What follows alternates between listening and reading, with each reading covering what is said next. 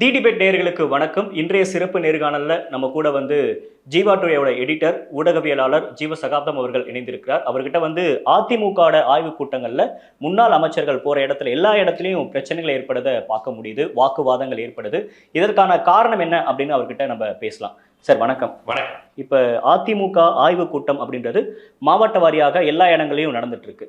என்ன பிரச்சனை? முன்னாள் அமைச்சர்கள் எஸ்பி வேலுமணி போறாரு, அவங்க கிட்ட பிரச்சனைகள் வருது. நத்தம் விஸ்வநாதன் முறையேற்றாங்க. திண்டுக்கல் சீனிவாசன் மேடைகளில் பேசுறாரு, கூட்டணிக்கு வரவங்க எல்லாமே 50 கோடி கேட்குறாங்க, 100 கோடி கேட்குறாங்க அப்படின்னு. அதிமுக ஒரு விதமான பதற்றத்தில் இருக்கிற மாதிரி தெரியுதா? இல்லை, அதிமுக ஒரு மிகப்பெரிய விரக்தியில் இருக்கு. ஏன்னா அதிமுக தொடங்கிய பிறகு தமிழ்நாட்டின் பெரிய கட்சி அதிமுக தான். அதிமுக தொடங்கிய பிறகு பார்த்தீங்கன்னா அதிக ஆண்டுகள் தமிழ்நாட்டை ஆட்சி செய்த கட்சி அதிமுக தான். 1976ஆம் ஆண்டு கலைஞர் அவர்களுடைய ஆட்சி கலைக்கப்பட்டது. அந்த ஆட்சி கலைக்கப்பட்டதற்கு பிறகு 96ஆம் ஆண்டு 20 ஆண்டுகள் வரை 2 ஆண்டுகள் தான் திமுக ஆட்சியில் இருந்தது. ஏன்னா அது 89-91 மீண்டும் கலைஞர் ஆட்சி கலைக்கப்பட்டது. அப்போ நீங்கள் நல்லா கவனித்து பாருங்கள், அந்த அளவுக்கு ஒரு வீரியமான கட்சி, மக்கள் மத்தியில் செல்வாக்கு பெற்ற ஒரு கட்சி இன்று எப்படி இருக்கிறது அப்படிங்கிறது தான் ஒரு அதிமுக தொண்டர்கள் தயவு செய்து மீளாய்வு செய்யணும். அதிமுக தலைமையும் அதை மீளாய்வு செய்யணும். இப்போ காரணம் ஏன் எம்ஜிஆர் ஜெயலலிதா இருந்தபோது அந்த கட்சி எப்படியாக இருந்ததுன்னா, இவர்கள் தான் நமது தலைவர்கள் அப்படிங்கிறத தொண்டர்கள் ஏற்றுக்கிட்டாங்க. இப்போ இவர் தான் நம்ம தலைவருங்கிறத அவங்க ஏற்றுக்கொள்ளவில்லை அப்படிங்கிறது தான் உண்மை. அவன் திருப்பி நான் ரெட்டலை சின்னத்துக்காண்டி கட்சியில் இருக்கிறேன் அப்படிங்கிற அடிப்படையில் தான் அவங்க இருக்கிறாங்களே ஒழிய எடப்பாடி பழனிசாமிக்காண்டி இல்லை, ஓபிஎஸ்க்காகவும் இல்லை, தினகரனுக்காகவும் இல்லை, சசிகலாக்காகவும் இல்லை. அந்த கட்சி அந்த ஒற்றை தலைமை, வீரியமான தலைமையின் மீது தான் இருந்தது. ஒரு ரசிக மனநிலைன்னு கூட அதை சொல்லலாம். எம்ஜிஆர் ஜெயலலிதா ரசிக மனநிலைங்கிற மாதிரி இருந்தது. ஆனால் இப்போது அவர்களுக்கு அப்படி ஒரு தலைமை இல்லை. ஆனால் அவர்களுக்கு திமுக எதிர்ப்பு இருக்கு. அதனால அதிமுக விட்டு போக மாட்டோம் அப்படிங்கிற அடிப்படையில் இருக்கிறாங்க. வெற்றியை சுவைத்த கட்சி, வெற்றியை எப்படியெல்லாம் பெறலான்னு தெரிஞ்ச கட்சி. டிடிவி தினகரனுக்கு அந்த ஃபார்முலா நல்லாவே தெரியும். எந்தெந்த இடத்துலலாம் அதிமுக ஜெயிக்கும், எப்படியெல்லாம் ஜெயிக்கும், லேடிஸ் ஓட்டு எப்படி விழும், தலித்துகள் கணிசமாக வாக்களிக்கும் கட்சி, இந்த மாதிரி எல்லா விதத்திலையும் ஒரு தமிழ்நாட்டினுடைய ஓட்டிங் பேட்டர்ன், அந்த தேர்தல் முறை எப்படி இருக்குங்கிறத நன்கு உணர்ந்த கட்சி அதிமுக. ஆனால் இன்னைக்கு அந்த கட்சி சவுத் சைடு எங்களுக்கு ஜெயிக்க வேணாங்கிற முடிவிலே அவர் இருக்கார். எடப்பாடி பழனிசாமி எனக்கு தேவையில்லை, எனக்கு அந்த கட்சிக்கு நான் தலைவருங்கிற இந்த ஒரு விஷயத்தை தவிர்த்துட்டு வெற்றி பெறணுங்கிற அவசியம் எனக்கு இல்லை அப்படிங்கிறது அவருக்கு ஒரே அதற்கான எல்லா விஷயங்களும் செய்யறாரு. எப்படி வெற்றி பெறணும் அப்படின்னு கட்சியை பலப்படுத்துறதுக்கான மீட்டிங்ஸ் பண்றாரு, அமைச்சர்களோட பேசுறாரு. அப்புறம் ஒவ்வொரு அமைச்சருடைய மாவட்ட தூரியம் போய் என்ன பிரச்சனை அப்படி அட்ரஸ் பண்ணுங்க அப்படின்றாரு. இது எதுவுமே போதுமானதா இல்லையா? இல்லைங்க, உங்களுக்கு அதிமுக சந்தித்த முதல் தேர்தல் என்ன? திண்டுக்கல் மக்களவை தேர்தல், இடைத்தேர்தல். மாயத்தேவர் வெற்றி பெறாரு. அது அப்போதான் ரெட்டலை சின்னத்தை அவரே இப்படி காமிக்கிறாரு, தலைவா நிக்சன் காமிச்ச மாதிரி நம்ம காமிப்போம், ரொம்ப எளிது தலைவா அப்படின்னு சொல்லி அவர் இது பண்றாரு. இன்னைக்கு திண்டுக்கல்ல அதிமுகவினுடைய நிலை என்ன? வேற எந்த ஊருக்கும் போகாதீங்க, திண்டுக்கல். திமுகங்கிற ஒரு மிகப்பெரிய கட்சி ஆட்சியில் இருக்கு, அதுலேருந்து பிரிந்து வந்த ஒரு கட்சி அதிமுக. காங்கிரஸுங்கிற ஒரு பாரம்பரியமான கட்சி இருக்கு. இதையெல்லாம் அதையெல்லாம் அடிச்சு துவச்சிட்டு நேற்று தொடங்கிய கட்சி, அப்போதான் பிறந்திருக்கக்கூடிய குழந்தை எம்ஜிஆருடைய அதிமுக வெற்றி பெற்றது, திண்டுக்கல் மாயத்தேவர். அடுத்து கோவையில் அரங்கநாயகம் தான் நினைக்கிறேன், அரங்கநாயகம் அவர்கள் அந்த பகுதியில், கோவையினுடைய அந்த தொகுதியில் அவர் ரொம்ப சிறுபான்மை ஜாதி, அங்கே உள்ள மெஜாரிட்டி கேஸ்ட் கிடையாது. அவர் சட்டமன்ற தேர்தலில் வெற்றி பெறுறாரு. அப்போ அதிமுக தொடங்கிய காலத்தில் இருந்து மேஜிக்கை நிகழ்த்தினதுங்க, அற்புதங்களை நிகழ்த்தியது. அப்புறம் எம்பி எலெக்ஷனில் எமர்ஜென்சியை கொண்டு வந்த இந்திரா காந்தியை ஆதரிக்கிறாங்க. இந்திரா காந்தி எதிர்ப்பு ஒரு அடையாளமாக தமிழ்நாடு இருந்தது இந்தியாவுக்கு. ஆனால் இந்திரா காந்தியை ஆதரித்த எம்ஜிஆர் தான் ஜெயிச்சார் எம்பி எலெக்ஷனில். பயங்கர அற்புதங்கள். அப்புறம் சட்டமன்ற தேர்தலையும் வெற்றி. சட்டமன்ற தேர்தலில் இந்திரா காந்தி கூட்டணியில் இருந்தாலும் வெற்றி. இப்படியாக ஒரு மேஜிக்கை நிகழ்த்திய ஒரு கட்சி. இன்னைக்கு நான் கேட்குறேன், தென் தமிழகத்தில் அதிமுக எங்கே இருக்கு? தென் தமிழ்நாடு உங்களுக்கு தமிழ்நாட்டில் நாகர்கோவிலை தவிர்த்துட்டு மதுரை, தேனி, திண்டுக்கல், ராமநாதபுரம், புதுக்கோட்டை, இந்த பகுதிகள்லாம் கண்ணை மூடிட்டு சொல்லலாம் அதிமுக கோட்டை. ஜெயலலிதாவே தோற்று போன தேர்தலில் கூட 2 இரட்டை சின்னத்துல 2 பேர் ஜெயிச்சிருப்பாங்க. அதுதான் புதுக்கோட்டை. சங்கரங்கோயில் கருப்புசாமி. ஜெயலலிதா தோத்துருப்பாங்க பர்கூர்ல, ஆனா ரெட்டலை சின்ன ஜெயிச்சிருக்கோங்க. அப்படிப்பட்ட வலிமையான தொகுதிகள் பகுதிகள்லாம் உள்ள பகுதி தென் மாவட்டம். அங்கு இங்க என்னவாக இருக்கிறது? அந்த கொங்கு மண்டலத்துல மட்டும் லைட்டா அந்த இதை மெயின்டைன் பண்ணிடுறாங்க. தென்பகுதியில எங்க இருக்கு கட்சி? சென்னை என்றாலே திமுக கோட்டைங்கிறதையே 2011 அசைச்சு பார்த்துட்டாங்க ஜெயலலிதா. இப்படியெல்லாம் இருந்த கட்சி இன்னைக்கு உங்களுக்கான தொகுதி கண்ணை மூடிட்டு உங்களுக்கு ஓட்டு போடக்கூடிய சமூகம் எது? ஆதி திராவிடர், அருந்ததியர். இப்ப இந்த 2 சமுதாய மக்கள் வாக்குகளையுமே நீங்க இழந்துட்டீங்க. அதை கன்சாலிடேட் பண்ண தவறிட்டாங்களா? ஆல்ரெடி அவங்க பக்கம் இருந்தது, இவங்க என்ன கன்சாலிடேட் பண்றது? அது இருந்தது. எடப்பாடி பழனிசாமி அவர்களோட தலைமைக்கு அப்புறம் வந்ததுக்கு அப்புறமா அந்த ஓட்டு எடப்பாடி பழனிசாமி இல்ல, எடப்பாடி பழனிசாமி அவர்களை அருந்ததியர்கள் எப்படி பாக்குறாங்கன்னா, அவர் இன்னொரு சமுதாயத்தை சேர்ந்தவர், ஒரு சமுதாயத்துக்கான தலைவரா பாக்குறாங்க. ஆமா, இன்னொரு சமுதாயத்துக்கான. ஜெயலலிதா அம்மையார் அவங்க எப்படி பார்த்தாங்க? அதிமுக தலைவர்னு பார்த்தாங்க. எல்லா சமூகத்தினரும் இவரை அப்படி பார்க்கக்கூடிய தன்மை வந்துருச்சு. இப்போ இந்த நீங்க சொன்ன மாதிரி தென் தமிழகத்துல அதிமுக ஆக்டிவா இல்லை அப்படின்றதுக்கான காரணம் அப்படின்றது ஒன்று ஓபிஎஸோட பிரிவா, இல்லை அதிமுக கொண்டு வரக்கூடிய திட்டங்கள், அல்லது எடப்பாடி பழனிசாமி அவங்க ஏற்றுக்கூடிய மனநிலை அவங்களுக்கு இல்லையா? இல்லைங்க, இது அதிமுக இது முக்குளத்தோர் நம்ம தனிமைப்படுத்தப்படுகிறோங்கிற உணர்வு வந்துருச்சு. செல்லூர் ராஜு, ராஜன் செல்லப்பா, திண்டுக்கல் சீனிவாசன், ஆர்பி உதயகுமார் இவங்கெல்லாம் இருந்தாலுமே கட்சி கடைசியில் நம்ம கையில் இல்லை அப்படிங்கிற உணர்வு பாரம்பரியமாக அந்த கட்சிக்கு வாக்களித்த பிகே கம்யூனிட்டிக்கும் ஒரு மறவர் சமுதாயத்துக்கும் வந்துருச்சு. அவங்க 2 பேர் தான் கணிசமாக ரெட்டலைக்கு ஓட்டு போடுவாங்க. ராமநாதபுரத்து மறவராக இருக்கட்டும், இவங்க பிகே கம்யூனிட்டியாக இருக்கட்டும். இவர்கள் இருவருக்குமே அந்த ஒரு அதிருப்தி வந்தது. இல்லை, இப்போ என்னோட கேள்வி என்ன அப்படின்னா, கட்சியோட ஒரு மூத்த அமைச்சர், மூத்த எல்லா பொறுப்புலையும் இருக்கக்கூடியவர் எஸ்பி வேலுமணி, அவரு போய் பேசிட்டு இருக்க இடத்துல நிர்வாகிகள் சண்டை போடுறாங்க, அடிதடியில் ஈடுபடுறாங்க அப்படின்றத எப்படி புரிஞ்சுக்க வேண்டியது இருக்கு. மதுரை அப்படின்றது அதிமுகவுக்கு மிக முக்கியமான ஒரு இடம். அந்த இடத்துல 3 பேர் இருக்காங்க. செல்லூர் ராஜு, ராஜன் செல்லப்பா, ஆர்பி உதயகுமார் போன்ற அதிமுகவோட பெரும் தலைகள் இருக்கிறாங்க. அந்த இடத்துலையும் போய் அவங்க பேசிட்டு இருக்கப்போ ஒரு பிரச்சனைகள் நடக்குது அப்படின்றப்ப இது எப்படி நம்ம பார்க்க வேண்டியது இருக்கு? இது மற்ற கட்சிகளுக்கு ஒரு அட்வான்டேஜா போக வாய்ப்புகள் இல்லையா? அது திமுகவுக்கு மிகப்பெரிய அட்வான்டேஜ். வேற என்ன கட்சிகளுக்கு அட்வான்டேஜா போகுது? திமுகவுக்கு ஒரே எதிரான வலிமையான எதிரினா அது அதிமுக மட்டும்தான். ஆனால் அதிமுக ஒரு எதிர்கட்சியா இருக்கும்போது எவ்வளவோ ஸ்கோர் பண்ணலாம், பயங்கரமா ஸ்கோர் பண்ணலாம். இந்த ஆட்சியில் எது நடக்குது, என்ன பண்றீங்க, நிர்வாகம் சரியில்லைன்னு. ஆனா எதிர்கட்சியா இவங்க என்னைக்குமே செயல்பட்டது இல்லையே. இப்போ தமிழ்நாட்டை பொறுத்தவரையும் பாஜகவை எதிர்ப்பது, பாஜக கொண்டு வரும் திட்டங்களை எதிர்ப்பதுங்கிறது ரொம்ப பிரதானமான அரசியலா இருக்கு. இதை எடப்பாடி பழனிசாமி செய்யவே இல்லையே. கூட்டணியில் இருந்தனால அந்த கூட்டணி வெளியே வந்துட்டாங்கல்ல. வெளியே வந்ததுக்கு அப்புறமா அந்த நம்பிக்கை வரலையே. அப்போ பொதுமக்கள் மத்தியில இவங்க டெல்லியோட ஆளுங்கிற அந்த ஒரு நேம் இருக்கு. இல்ல, இதுதான் இது ஒரு நரேட்டிவ். டிஎம்கே தொடர்ந்து சொல்லக்கூடக்கூடிய வைக்கக்கூடிய ஒரு நரேட்டிவ் அப்படின்றாங்க. நாங்க பாஜகவோட கூட்டணி இல்லை அப்படின்றத அவர் ரொம்ப ஸ்ட்ராங்கா சொல்றாரு. ஆளுநரை எதிர்க்கிறாங்களா, நிதி கொடுக்குற விஷயத்துல பாஜக வஞ்சிக்குதுங்கிற வார்த்தையை பயன்படுத்துறாங்களா, பல்வேறு ஜெயக்குமார் தொடர்ந்து பேசிட்டு தான் இருக்காரு. ரொம்ப சரியான கேள்வி. இந்த இடத்துல சொன்னேன், அதிமுகவை பாஜக டீல் பண்றதுல ஒரு 3 விதம் பார்க்கலாம். மேற்கு மண்டலத்தில் உள்ள அமைப்பினர் இருக்காங்களா, அதிமுகவினர், வேலுமணி போன்றவர்கள், இவங்க என்னைக்காவது பாஜக விமர்சனம் பண்ணி பார்த்துருக்கீங்களா? நீங்க ஜெயக்குமார் விமர்சனம் பண்றதற்கும் வேலுமணி தங்கமணி பண்றதுக்கும் பாரதூரமான ஒரு வித்தியாசத்தை பார்ப்பீங்க.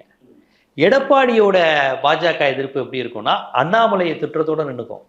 ஆளுநர்கிட்டையும் போகாது, அமித்ஷாட்டையும் போகாது, மோடிக்கிட்டையும் போகாது. அப்படியே நம்ம மதுரைக்கு வாங்க, செல்லூர் ராஜு, பொன்னையன் மதுரை கிடையாது சொல்றேன், நம்ம சென்னை ஜெயக்குமார், இவங்க பாருங்களேன், உண்மையான அதிமுக தொண்டனுடைய வெளிப்பாடு. பாஜகவை கண்டிக்கிறேன், பாஜக நாங்கள் திராவிட கட்சி, எங்களை அழித்து விட முடியாது, எங்களை செரித்து விட முடியாது. இதெல்லாம் யார் சொல்லுவானா? ஜெயக்குமார் தான் சொல்லுவார், பொன்னையன் தான் சொல்லுவார், செல்லூர் ராஜு தான் அப்படி பேசுவார் அடிக்கடி, நாங்கள் திராவிட கட்சின்னு.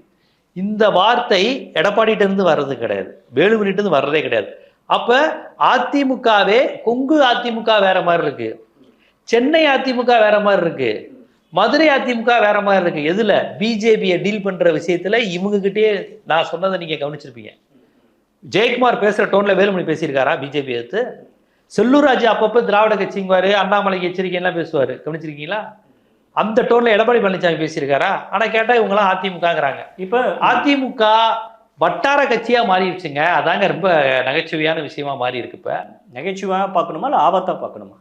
ஒரு வகையில ஆபத்து தான். நகைச்சுவைன்னா நான் என்ன சொல்றேன்னா வேதனையா தான் அது பார்க்கணும். ஒரு அரசியலா, தமிழ்நாட்டு அரசியல்ல ஒரு மிகப்பெரிய, அது பாரதிய ஜனதாவினுடைய கனவு வந்து 2 திராவிட கட்சியும் அழிக்கணுங்கிறது. அதுல ஒரு கட்சியை கிட்டத்தட்ட இப்ப சிதறி சின்னாபண்ணம் ஆக்கிருச்சுல. புரியுதுங்களா? அந்த விதத்துல இது ரொம்ப ஒரு பாஜக என்ன ரோல் பிளே பண்ணாங்கன்னு நினைக்கிறீங்க? பாஜக மட்டும்தான் ரோல் பிளே பண்ணாங்க, வேற என்ன ரோல்? ஏங்க, ஜெயலலிதா அம்மையார் அவர்கள் இருந்திருந்தால் பாஜக எதிர்ப்பு அரசியல எடப்பாடி மாதிரி தான் பண்ணியிருப்பாங்களா? ஆளுநர் எதிர்ப்பு அரசியல அவங்க காலத்துல அவங்க எப்படி பண்ணியிருக்கிறாங்க?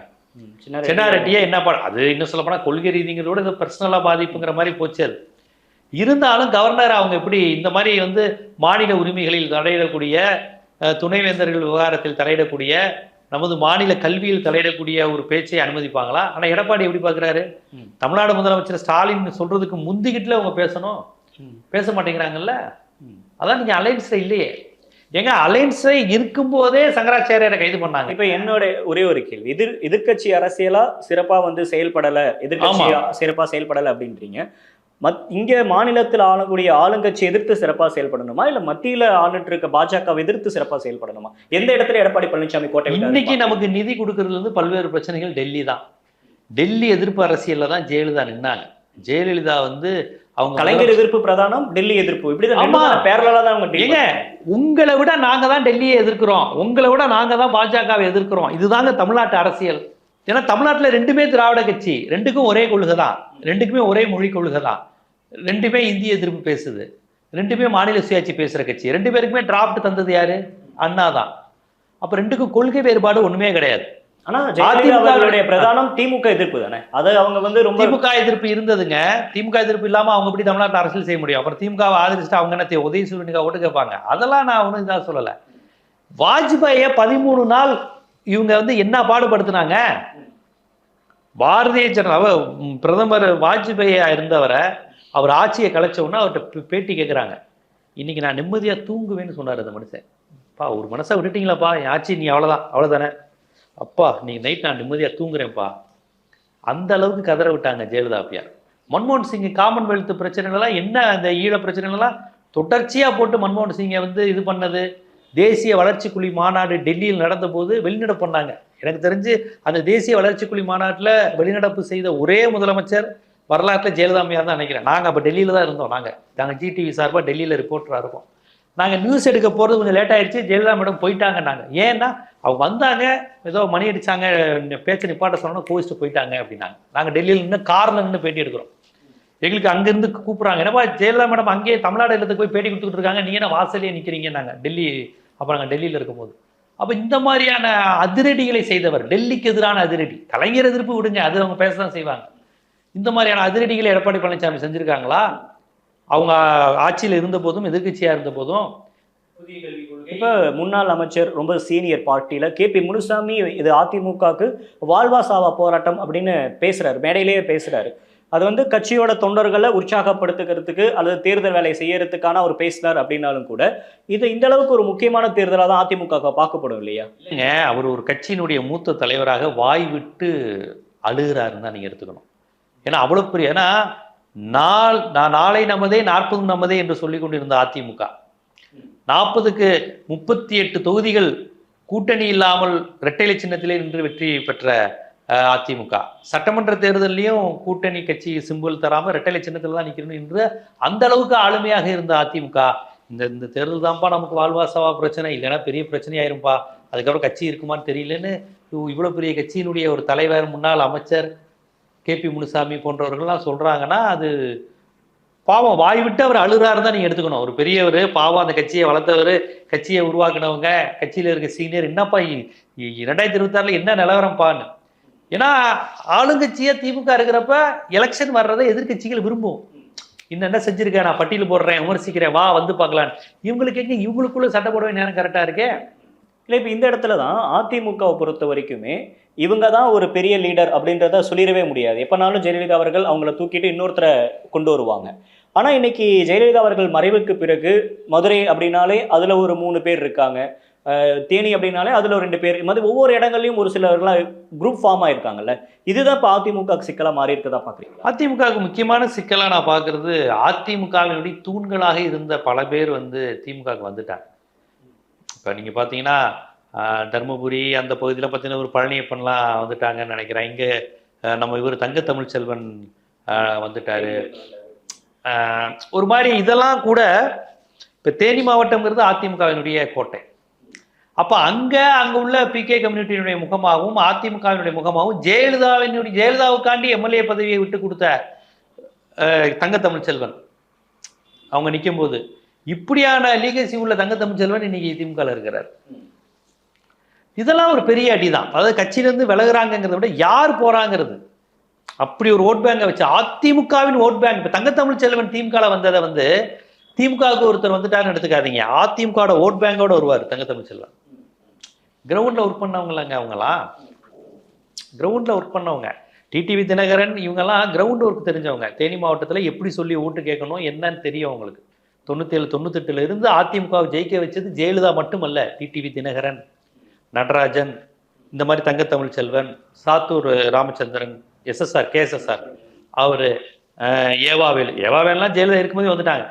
அதாவது அந்த மாதிரி ஓட் பேங்கை எப்படி எடுக்கணும்னு தெரிந்தவர்கள். செந்தில் பாலாஜி அதிமுகவுக்கு எவ்வளோ பெரிய லாஸ். அவர் ஒரு பயங்கரமான சுறுசுறுப்பான ஒரு இந்த தேர்தல் அரசியல் எப்படி ஓட்டை சேகரிக்கணும்னு தேனி மாதிரி சுறுசுறுப்பாக ஓட்டு கேட்க அந்த ஓட் பாலிடிக்ஸை ஜெயிக்கிறவர் இல்லையா, ஈரோடு கிழக்கிலே பார்த்தோமே. ஆமாம், அதனால அவங்களுக்குலாம் அந்த ஓட் பாலிடிக்ஸினுடைய இது தெரியுங்க. தங்க தமிழ்ச்செல்வனாக இருக்கட்டும், டிடிவி தினகரனா இருக்கட்டும், இப்போ யாருமே அந்த முகாமில் இல்லைங்கிறதே ஒரு மிகப்பெரிய மைனஸ். இப்போ இது ஒரு விதமா நீங்க சொல்ற மாதிரி அதிமுக பலவீனம் அடைஞ்சிட்டே இருக்கு அப்படின்னா மற்ற கட்சிகள் இருக்கிறாங்க. இப்போ பாஜக என்டிஏ தலைமையிலான கூட்டணின்னு ஒன்று ஆரம்பிச்சு அதுல இருக்காங்க. புதுசா ஒரு பிளேயர் விஜய் வந்திருக்காரு. என்டிகே சீமான் அவர்கள் 8% வாக்கோட அவர் ஒரு தனித்த அரசியல் பண்றாரு. இது எல்லாமே இவங்க எப்படி பார்ப்பாங்க இந்த விஷயத்த? அவங்க என்ன பார்க்கறது, முதல்ல அதிமுக பார்க்கணும். முதல்ல இப்போ வந்து கட்சிக்காரர்கள் அதிருப்தியில் இருக்கிறான். கட்சிக்காரங்களுக்கு முதல் கட்சி மீது நம்பிக்கை இருந்தால் தானேங்க ஓட்டு மனசை கேட்பான். ஆமாம், இறங்கி வேலை செய்கிறது உங்களுக்கு மக்கள் மத்தியில் வேட்பாளர் முகத்தை அடிக்கடி காமிக்கிறதுலாம் ரொம்ப முக்கியங்க. திமுக அதிமுக ரெண்டுமே வந்து திண்ணை பிரச்சாரம் செய்கின்ற வலிமை உள்ள கட்சிகள், அந்த பாணி தெரிஞ்ச கட்சிகள். இப்போ உள்ள இந்த ட்விட்டர் யூடியூப் இந்த ட்ரெண்ட் இருக்குல்ல, இந்த ட்ரெண்டு வந்து வாக்கு விழுக்காடு பெர்சன்டேஜில் என்ன 5% 10% தான் தீர்மானிக்கும் அதிகபட்சம். அது தவிர்த்து ஒரு 90% ஓட் பேட்டர்ன் ஒன்று உண்டு. அது நீங்கள் உத்தரபாளையம், பெரியகுளம், போடி நாயக்கனூரில் போய் ஒரு இளநீ விற்கிற பாட்டிகிட்ட கேட்டால் அந்த பேட்டர்ன் தெரியும். அவங்களுக்கு இன்ஸ்டா தெரியாது, எது இன்னைக்கு ட்ரெண்டுன்னெலாம் தெரியாது. அவங்களுக்கு ஓட்டு போடுறதுக்கு ரெட்டலை தெரியும். எம்ஜிஆர் செத்துட்டாரு, ஜெயலலிதா இருந்தாங்க, ரெட்டலை, இப்படி கேட்குறவங்க இருக்கிறாங்க. இல்லை அது மாதிரியான ஒரு ஆதர்சமான வாக்காளர்களே தாம் பக்கம் தக்க வச்சுக்க தவறிட்டாங்களா தற்போது அதிமுக? இப்போ அந்த வாக்காளர்களே வயசானவங்க. இப்போ அப்படி போடுறவங்களையும் இவங்க வேணாம். இப்போ பல பேர் ஏன் ரெட்டலை விட்டு போகாமல் இருக்காங்கன்னா அவங்களுக்கு ரெட்டலை தவிர்த்து வேற சின்னம் தெரியாது. அப்படி ஒரு பழக்கம் இல்லை. மற்றபடி எடப்பாடி பழனிசாமியை பிடிச்சு ஒன்றும் போடி நாயக்கனூரில் ஓட்டு விழலை. ரெட்டலைக்கு ஓட்டு போடுறவங்க ரெட்டலைக்காண்டி போடுறாங்க, எம்ஜிஆருக்காண்டி போடுறாங்க, ஜெயலலிதாக்காண்டி போடுறாங்க. அப்போ எடப்பாடி பழனிசாமி இப்போ வந்து கண்டிப்பாக ஒவ்வொரு தென் மாவட்டங்களில் இருக்கக்கூடிய எல்லாம், குறிப்பாக இது ஒரு கவுண்டர் கட்சிங்கிற அந்த இமேஜ் இருக்குல்ல, அதை உடைச்சிட்டு இது ஒரு திராவிட கட்சி, இது ஒரு மாநில கட்சி அப்படிங்கிற அந்த பிம்பத்தை அவர் உண்டு பண்ணணும். அது இல்லைன்னா மிகப்பெரிய ஆபத்து. உங்களுக்கு வந்து ஒரு இப்போ திமுக அதிமுகனுடைய மிகப்பெரிய ப்ளஸ்ஸான விஷயம் எது தெரியுமா? தமிழ்நாட்டினுடைய எல்லா பகுதியிலையும் திமுக அதிமுக கூடியிருக்கும். ஈவன் காங்கிரஸுக்கும் அந்த ப்ளஸ் இருக்கு. காங்கிரஸ் இப்போ எவ்வளோ வலிமையாக இருக்குன்னு பார்க்காதீங்க. காங்கிரஸ் கன்னியாகுமரியிலையும் இருக்கும், கரூர்லையும் இருக்கும். பட் பாமக மாதிரி கிடையாது. அப்போ திமுக ரீஜியனுக்கான கட்சியா, மாநிலத்துக்கான கட்சி. தமிழ் மொழி பேசுகிறவெல்லாம் எங்கெல்லாம் இருக்கானோ அங்கே திமுக அதிமுக இருக்குங்க. அந்தமானில் ஒரு தமிழ் பேசுகிற 5 குடும்பம் இருந்துச்சுன்னா 2 பேர் அதிமுக காரனாக இருப்பான், 2 பேர் திமுக காரனாக இருப்பான். அது தமிழ்நாட்டினுடைய அடையாளம். ஆனால் இன்னைக்கு இவங்க அந்த தன்மையிலிருந்து விலகி ஒரு வட்டார கட்சியாக தேய்ந்து போகிறார்களோ அப்படிங்கிற ஒரு சந்தேகம் வருகிற அளவுக்கு அவங்க காட்சிகள் இருக்கு. ஏன்னா அவனுக்கு தெரியுது, ஒரு மதுரைக்காரனுக்கும் திருநெல்வேலிக்காரனுக்கும் இது என் கட்சி இல்லைன்னு தெரியுது. அவன் டென்ஷன் ஆகுறான், எனக்கான கட்சி அது இல்லைங்கிற அந்த கோபம். அந்த கோபம் எதனால வருது? இது வெளிப்படையா இன்னொரு ஒரு குறிப்பிட்ட சாதிக்கான கட்சியா மாறுது இல்லைங்க. எங்க அருந்ததியர்கள் ஓட்டு குறையுது. அதிமுகங்கிற கட்சியே அதிகமான ஓட்டு வங்கி யாரு? தலித் மக்கள் தான். ஆதி திராவிடர்களும் அருந்ததிகள் தான் ஓட்டு போடுவாங்க. அப்புறம் கவுண்டர்கள் ஓட்டு போடுவாங்க. அப்புறம் பிற மொழி சிறுபான்மையினர், தெலுங்கு பேசுறவங்க அதிமுக ஓட்டு போடுவாங்க. தெலுங்கு செட்டியார், இந்த நாயுடு, இவங்கெல்லாம் அதிகமா அதிமுக தான் ஓட்டு போடுவாங்க. திமுகவுக்கு வந்து முதலியார், வன்னியர் மாதிரியான வாக்குகள் இருக்கும். இப்ப நீங்க பாருங்க, பேட்டர்னே மாறிடுச்சு. இன்னைக்கு தலித்துகள் ஓட்டு திமுகவுக்கு தானே அதிகம் விழுகுது. வட தமிழகத்துல வன்னியர்கள் ஓட்டு திமுக விழும், தலித்துகள் ஓட்டு அதிமுக விழும். இப்ப அப்படி இல்லையே. தலித்துகள் பகுதி கணிசமா திமுக ஜெயிக்குதே. எங்க மறவர் பகுதி திமுக ஜெயிக்குது. காரணம் ராமநாதபுரம் பகுதியிலேயே உங்களுக்கு மறவர் ஓட்டு கணிசமா திமுக. அதுக்கு காரணம் திமுகவா இல்ல திமுகவோட இருக்க விசிகாவா இல்ல திமுக கூட்டணி வலுவா இருக்கிறதா காரணமா பார்க்கணும். அதுக்கு வலுவா இருக்கு. உங்களுக்கு அந்த கட்சி கூட்டணி தொடர்ந்து வெற்றி பெறுவது இருக்குல்லங்க. 10 தோல்வி பழனிசாமி சொல்லும் போது 10 தேர்தலில் வெற்றி ஸ்டாலின்ங்கிற பேர் வருது இல்லைங்க. பட் ஆனால் நம்ம ரெண்டுமே எப்படி ஒப்பிட்டு பார்க்க முடியும். இப்போ வந்து எடப்பாடி பழனிசாமி ஒரு சாதாரண லெவல்ல இருந்து ஒரு கட்சியோட பொதுச் செயலாளராக உயர்ந்திருக்காரு. ஆனால் ஸ்டாலின் அவர்களுக்கு இங்கே ஆல்ரெடி ஒரு பேஸ் இருக்கு. அந்த பேஸை தான் அவர் வந்து ஒன்று வந்து நிற்கிறாரு அப்படின்றத நம்ம அப்படி ஒப்பிட்டு பார்க்கணுமா? 10 தொகுதி பழனிசாமி அப்படின்றத ஈஸியாக நம்ம விமர்சிச்சுட்டு போயிட முடியுமா? ஒப்பீடு தேவையா இல்லையா? தராசுல இவர் சரியா நிற்கிறாரா அவர் சரியா நிற்கிறாரான்னு பார்க்குதுங்க. திமுக வெர்சஸ் அதிமுக. இன்னைக்கு திமுகனா ஸ்டாலின், அதிமுகனா எடப்பாடி. புரியுதுங்களா? ஸ்டாலினை திமுக காரங்க எல்லாரும் ஏற்றுக்கிறாங்க, கூட்டணி கட்சிக்காரங்க எல்லாரும் ஏற்றுக்கிறாங்க. அதிமுகவுக்கு கூட்டணி கட்சி இல்லை, அதிமுகவே இல்லையே. எங்க அதிமுக 3 நாளாக சதுரி இருக்குங்க. ஆனால் அதற்கப்புறமும் எடப்பாடி பழனிசாமி அவர்கள் வந்து நான் வந்து இப்படி தான் இருப்பேன்னு அவர் சொல்கிற அந்த விஷயம் இருக்கு இல்லைங்களா? பலருக்கும் சசிகலாவை எடுத்துக்குவோம், டிடிவி தினகரனை எடுத்துக்குவோம், ஓபிஎஸ் எடுத்துக்குவோங்கிறது தான் 90 விழுக்காடு தொண்டர்கள். ஒரு மாதிரி சேர்ந்து பண்ணிக்கலாம், அதுதான் பெரிய விஷயம். ஏன்னா ஜானகிக்கு நூற்றாண்டு விழா கொண்டாடுறாங்கங்க. அவங்க செஞ்ச விஷயத்தை இப்போ மேற்கோள் காட்டி எல்லாரும் பேசிட்டு இருக்காங்க. சேவல் சின்னத்துல நின்று ஜானகிக்கு எதிராக பிரச்சாரம் செய்து வெற்றி பெற்றவர் எடப்பாடி பழனிசாமி 89ல். இன்னைக்கு ஜானகி அம்மையாரை வந்து புகழ்ந்து பேசுறாரு. ரஜினிகாந்த் வந்து ஜானகி அம்மையாரை புகழ்ந்து பேசுறாரு.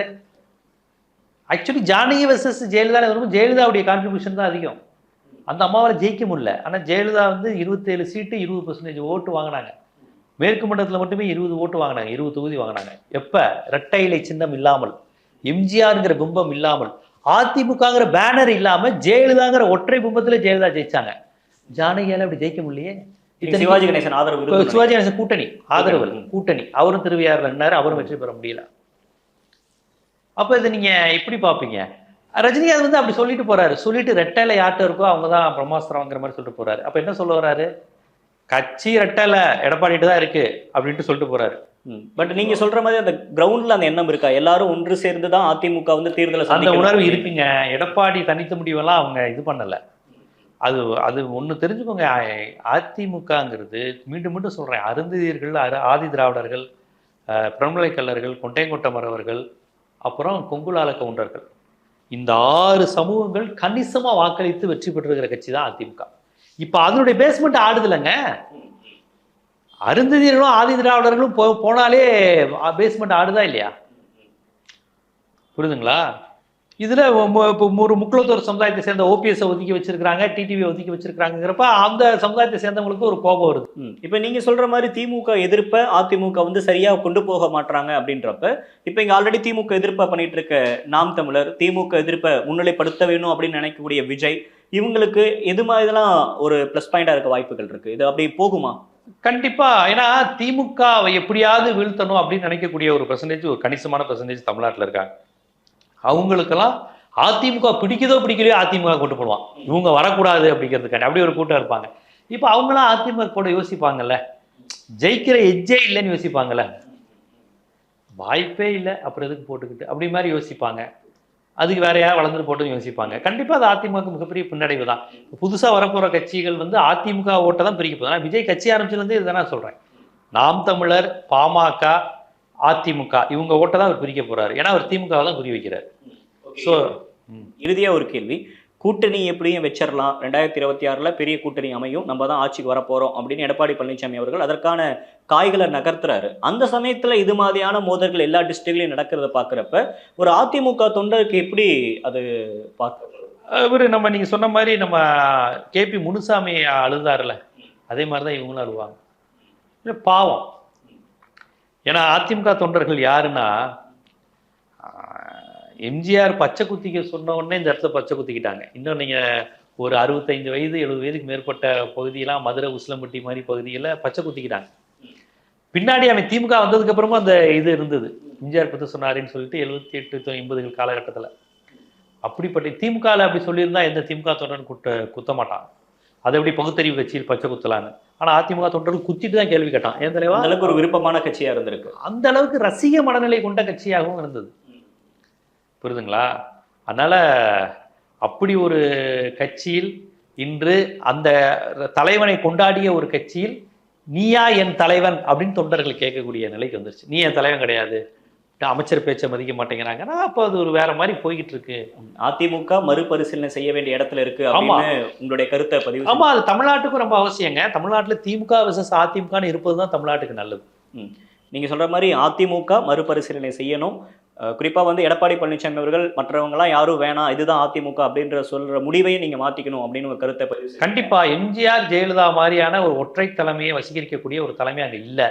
அப்படி இருக்கிறப்ப ஒரு கூட்டு தலைமை அப்படிங்கிற மாதிரி விஷயம், எல்லா சமுதாய மக்களுக்குமான பிரதிநிதித்துவம், இதையெல்லாம் செய்ய வேண்டிய நிலையில் அதிமுக இருக்கிறது என்பதுதான் உண்மை. நிறைய விஷயங்கள் பகிர்ந்துக்கிட்டீங்க. நேரம் கொடுத்தமைக்கு நன்றி. தேங்க்யூ.